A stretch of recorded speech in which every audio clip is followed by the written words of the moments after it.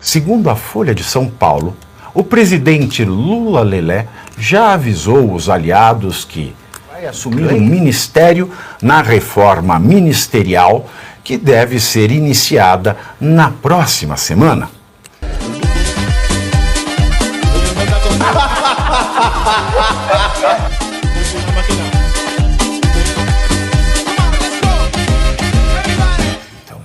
Segundo a Folha de São Paulo, o presidente Lula Lelé já avisou os aliados que Glaze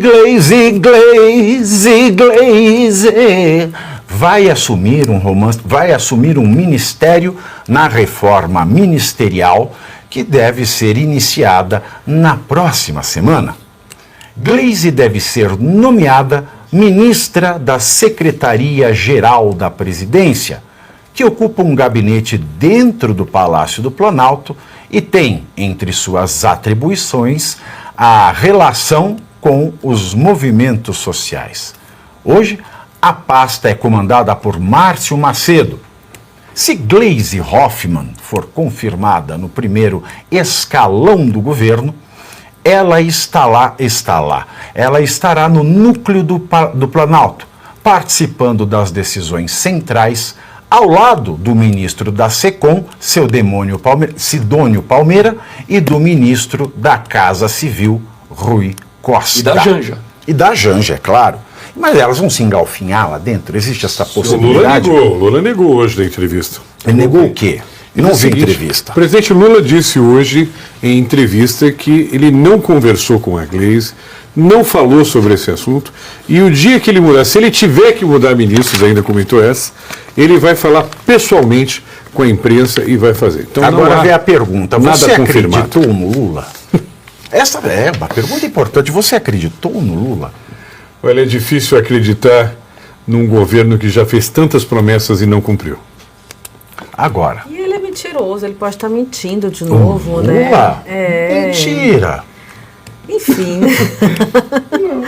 Olha, o Lula, ele acredita ainda, não só o Lula, mas quem o cerca, eles acreditam ainda que o problema não é o produto. Eles acham que o produto é ótimo e que tem que mudar só a embalagem. Então ele coloca um ministro publicitário na SECOM e talvez trazendo a Glaze, que é uma das atribuições dessa secretaria são os movimentos sociais. Talvez ele ache que Glaze vai conseguir encher a rua quando ele passar, né, com os movimentos sociais, não sei. É mudar a embalagem. Ele está vendo o problema, né? É levar a Glaze, primeiro ele leva o pitbull. Ele coloca uma ordem interna.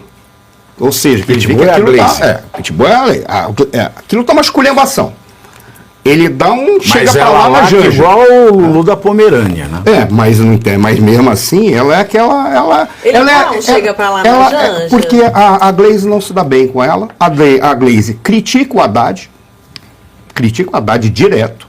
Ela está querendo que vá para a presidência do PT alguém que seja dela, enquanto está todo mundo querendo colocar alguém que seja pró-Haddad. O Lindinho que ela quer colocar? Não é o Lindinho, acho que é o Edinho. Dela. Quem acho que é o Edinho que eles querem colocar lá, né? Eu acho que o Lula quer colocar o Edinho e a Glaze quer colocar o Zé Guimarães, que é o irmão do Lula, sei lá, o irmão do Zé Genuíno, né? Que é o irmão do Zé Genuíno. O dólar na cueca. Porque tem a briga, o grande problema é que quando a gente olha, qual é o problema que eles estão vivendo lá? Aquilo está uma esculhambação, a imagem deles é péssima, eles têm que ter acesso aos movimentos sociais. Coloca a Glaze para a Glaze dialogar direto, porque ela faz as mesmas críticas que os movimentos sociais fazem ao governo.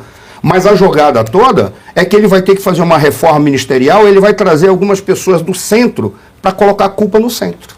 Essa que é a jogada. Sabe o que eu acho mais sacana? Ele vai colocar uma mulher hétero, branca, rica, parece o Paulo Gustavo com a Senhora dos Absurdos, né? Eu sou branca, rica, hétera e descendente de alemão, para falar com o movimento social. Mas ela tem que movimento social? Nós temos hoje essa outra rotulagem. Ele tinha que colocar uma mulher trans ou um homem trans, não é, que não seja branco, descendente de povos originários para falar com os movimentos sociais. Vai colocar uma mulher hétera, branca, rica, toma uns 3, 4 cafés de manhã, de tão rica que ela é, e descendente de alemã. Mas Pavinato, por uma situação que está a esculhambação do governo dele, ele precisa colocar uma stalinista lá. A Gleisi é estilo governo Stalin.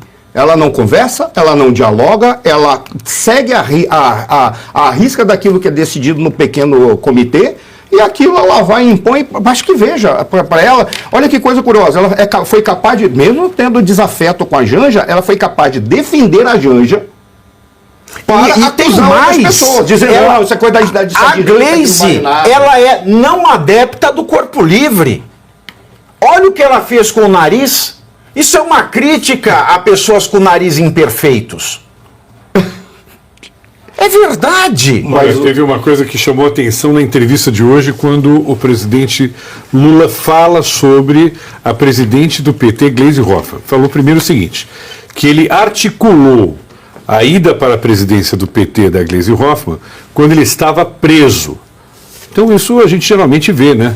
Muita gente na cadeia vem articulando coisas, né? A gente tem lutado contra isso, mas nesse caso ele disse que articulou a ida da Gleisi Hoffmann para a presidência do PT enquanto ele estava preso. E disse mais, que aqueles que reclamam que a Gleisi Hoffmann é muito radical, ele diz que ela está no papel dela de ser radical porque ela é do PT. Se ela não fosse radical, ela teria que ser do PSDB. Mas é isso. Mas então eles eles confirmam que é a extrema esquerda, então.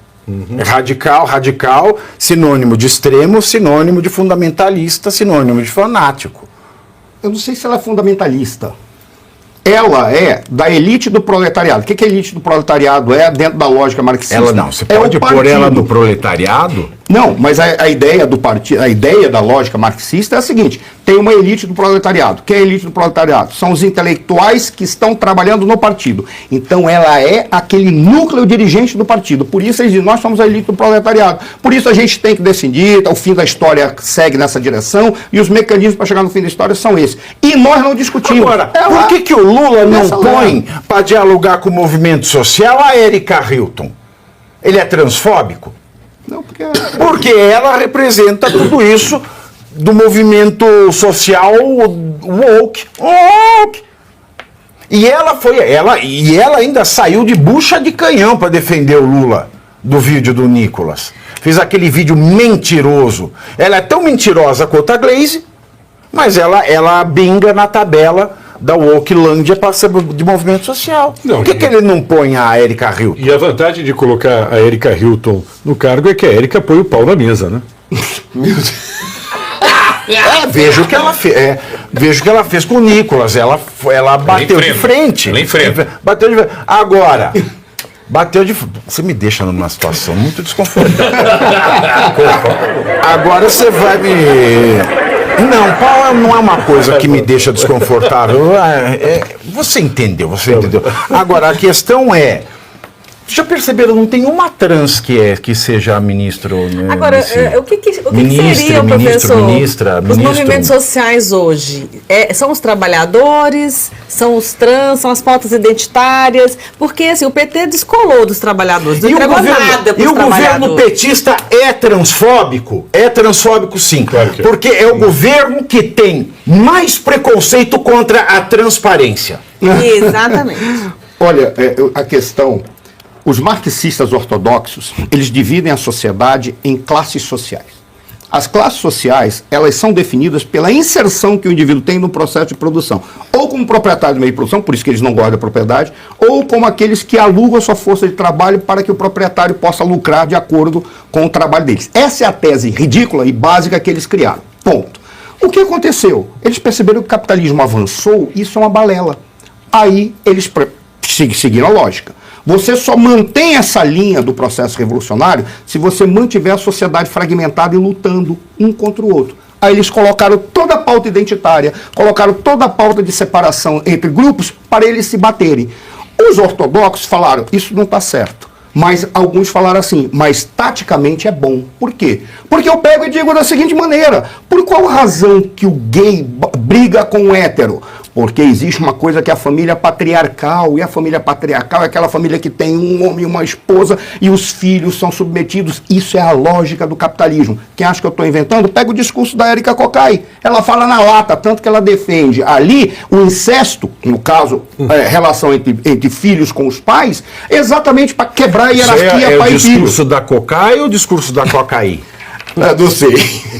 Mas, e eles fazem. Aí qual é a lógica? Eles utilizam essa lógica porque diz assim, então nós podemos manter a guerra dentro da sociedade e nós dizemos que essa guerra só existe porque ninguém aceita as pessoas como são. Isso é coisa do capitalista. Porque um modelo básico de sociedade que é cristã, patriarcal e uma família nuclear tradicional. Isso é o mal que não permite que a sociedade seja igualitária. Essa que é a jogada deles. Agora, eles já perceberam que isso aí foi incorporado pelo discurso woke. E foi incorporado para aquilo que o Álvaro Uribe chamava de revolução molecular dissipada. A gente faz... É bem molecular essa revolução, só tem moleque. Mas argumento de moleque é uma revolução molecular. Essa é a jogada deles. Aí o que eles fazem? Eles voltam e ficam os ortodoxos, aqueles que são os marxistas clássicos, eles já encheram o saco disso. Porque eles viram que isso não leva a nada. Por isso que precisa de uma Gleisi Hoffmann. O que é a Gleisi Hoffmann? É um pitbull ortodoxo, quase um stalinista, que vai lá e não negocia. O cálculo deles é muito simples. Tem gente em excesso comendo. Quantos? Então, mata. É assim que o stalinista raciocina. Esses que estão em excesso a gente não precisa. Vamos calcular com aqueles que estão ali. Quem acha que eu estou inventando? Eu assisti a aula de um professor que é stalinista e ele estava fazendo os cálculos, quando eu estava na USP, o cálculo dele é, o Stalin aqui, por causa disso, nesse deslocamento, morreram tantos milhões. Não foi o suficiente. E a gente vai ficar ouvindo.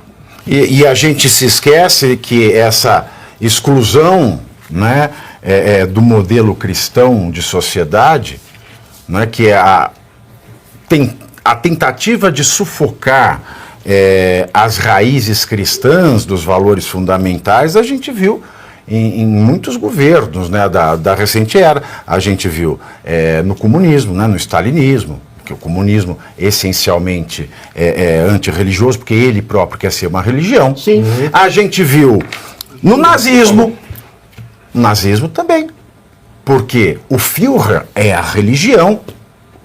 Então aí você vem falar assim, um modelo de sociedade com fulcro nos valores cristãos.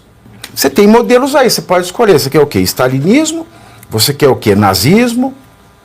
E em especial falo isso para as militâncias das chamadas diversidades. Pensa aí o que você prefere. A sociedade atual, ocidental, fincada nos valores cristãos, ou você tem para escolher, tem a nazista e tem a stalinista. Escolhe aí. É maravilhoso você falou, porque eles substituíram, o problema é o cristianismo. O cristianismo, para eles, é um inimigo mortal. Tanto que quando chega algum socialista, marxista, dizendo, não, Cristo e Marx não andam juntos. Mas isso é tão real que eles substituíram que, por exemplo, quando você pega, acho que o nome dela é Yulia Djugashvili, que era a filha do Stalin, porque o nome do Stalin é Djugashvili, né? Não era Stalin, Stalin era apelido.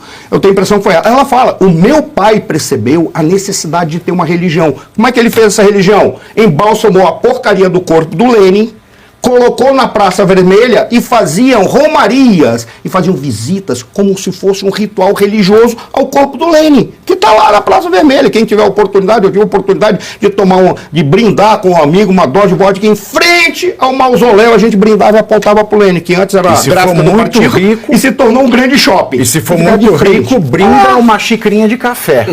Será que hoje a dona Florinda ia oferecer ao professor Girafales uma xícara de café? Nessa atual, morando num cortiço. Será que é por isso que aquele dia que eu tomei o café aqui era cenográfico? Não tinha... Exatamente, foi exatamente por isso. Tem mais uma bobagem que eu ia falar aqui para vocês, que não é bobagem, mas é uma bobagem, mas com um grande fundo. Eu ando muito esquecido. Acho que eu estou tão preocupado com o esfíncter que eu estou esquecido das coisas de falar aqui da pauta. Mas tudo bem. Não, tá tudo bem, passou, não é nada importante. Pode. Você falou, você passou o tempo inteiro no trono, todos vão para o trono, podem ficar no trono, e até mesmo os monarquistas, mas o resultado se chama república. Só fazer isso aí para te dar um troco, quando você falou ali. É verdade, tá bom? É verdade. E veja, vamos pensar, né? Você quer o quê? Uma faraona no poder? Não quer uma faraona no poder, você quer a sua condição de ser divino, que é o status que o cristianismo deu à humanidade, e só por conta disso, existem as chamadas declarações universais dos direitos da pessoa humana. É porque o cristianismo nos fez sagrados que nós somos titulares de direito. Fora isso, é tudo uma concessão do Deus do momento, do Führer, do líder, do partido e etc. e tal. Bom, então primeiro C, você curte, que é o preço deste programa. Quanto vale o ingresso para ver este palhaço neste picadeiro bonito? Vale uma curtida. Vale o seu like, o seu joinha, o seu gostei. Então, a sua obrigação é curtir. Se puder, comente, porque quem comenta ajuda no engajamento.